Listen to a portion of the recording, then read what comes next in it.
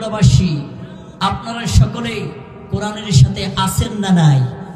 আরো জোরে বলতে হবে, কোরআনের সাথে আমরা আছি না নাই?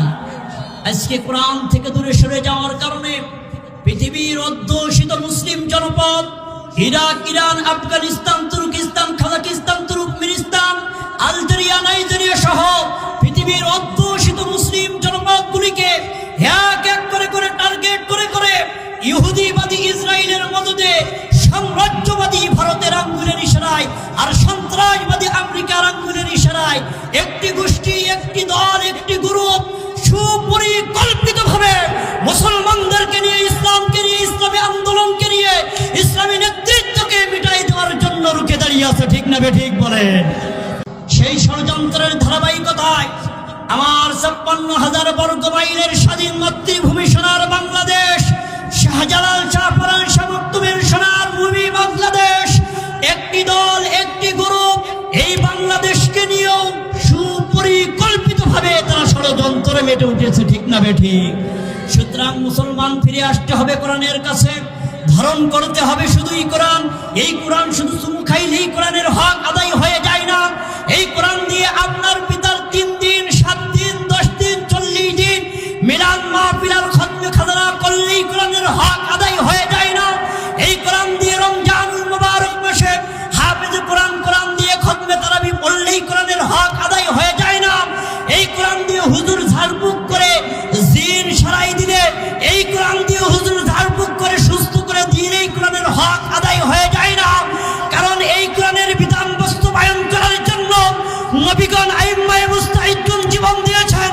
এই কোরআনের বিধান বাস্তবায়ন করার জন্য আপনার আমার নবী শিয়াবে আবু তালিবে 3.5 বছর কারারুদ্ধ থেকেছেন। ঠিক না বেঠিক? এই কোরআনের বিধান বাস্তবায়ন করতে যেয়ে শহীদ হাসানুল বান্না জীবনকে উৎসর্গ করে দিয়েছেন।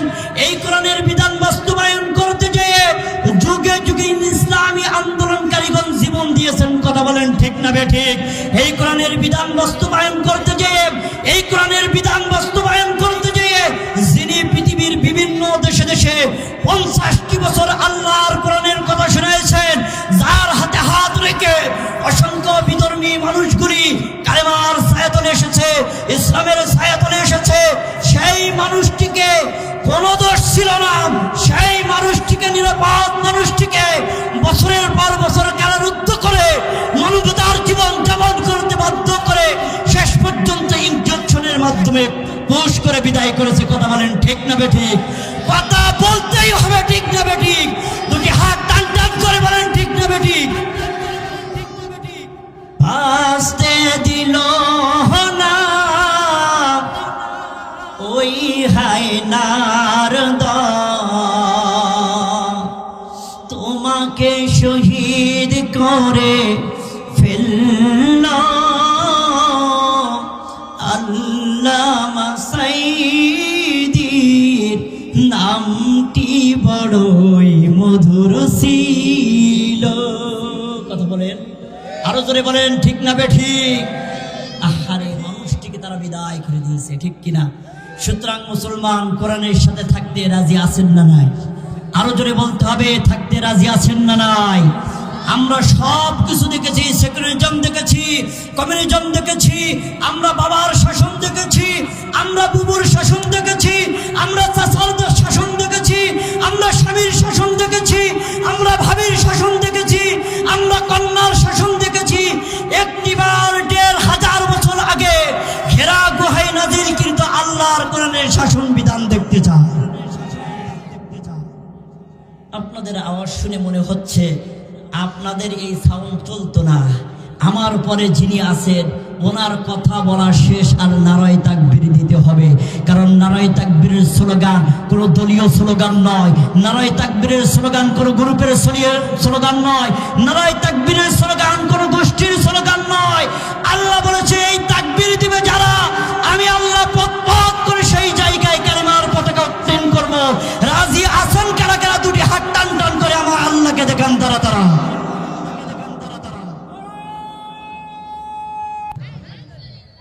আসুন আমরা সরাসরি আলোচনার দিকে যেতে চাই।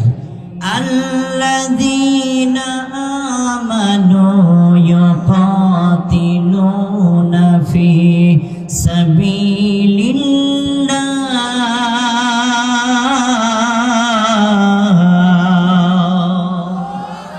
ওয়াল্লাযীনা কাফারু ইউকাতিলুনা ফি সাবিলিত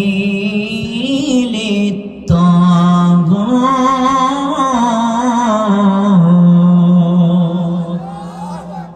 4 নম্বর সূরা সূরাতুন নিসা, মোট আয়াত সংখ্যা 176টি।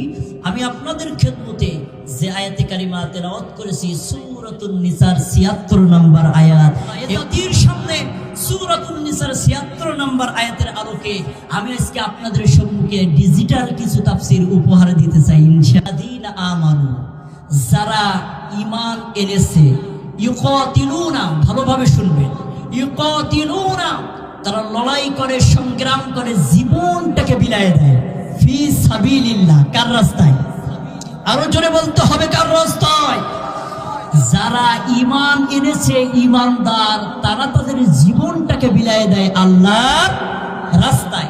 অপরদিকে ওয়াল্লাযীনা কাফারু, আর যারা কুফরি করেছে, অস্বীকার করেছে, আল্লাহর সাথে পাল্লা দিয়েছে, তারাও লড়াই করে, তারাও সংগ্রাম করে, তারাও জীবনটাকে বিলায় দেয় ফি সাবিলিত তাগুত, তাগুতের রাস্তায়। কার রাস্তায়? শয়তানের রাস্তায়। কার রাস্তায়? সুতরাং সূরাতুন নিসার 76 নম্বর আয়াত থেকে আমরা রাস্তা পেলাম কয়টা? আরো জোরে বলতে হবে, কয়টা? একটু আঙ্গুলটাকে কষ্ট করে দেখানো যায় কয়টা? 2টা রাস্তা আমরা পেলাম। একটা হলো আল্লাহ রাস্তা, একটা হলো শয়তানের রাস্তা তথা তাগুতের রাস্তা। এবার যদি বলেন হুজুর, আল্লাহ রাস্তা দিয়েছেন 2টা, দল দিয়েছেন কয়টা? সেটাও আসুন আমরা কোরআনের কাছে যদি প্রশ্ন করি, আল্লাহর কোরআন কি উত্তর দেয়, আসুন একটু শোনা যাক। আল্লাহর কোরআন বলছেন, উলাইকা হিজবুল্লাহ আলা ইন্না হিজবাল্লাহি হুমুল মুফলিহুন।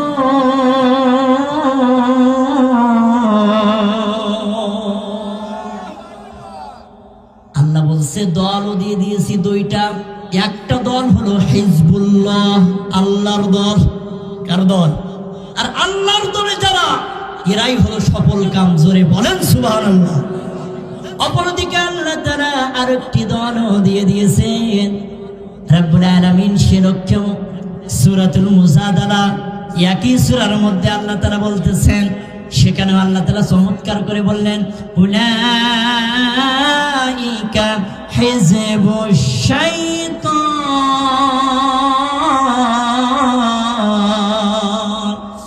আলা ইন্না হিজবাশ শাইতানি হুমুল খাসিরুন।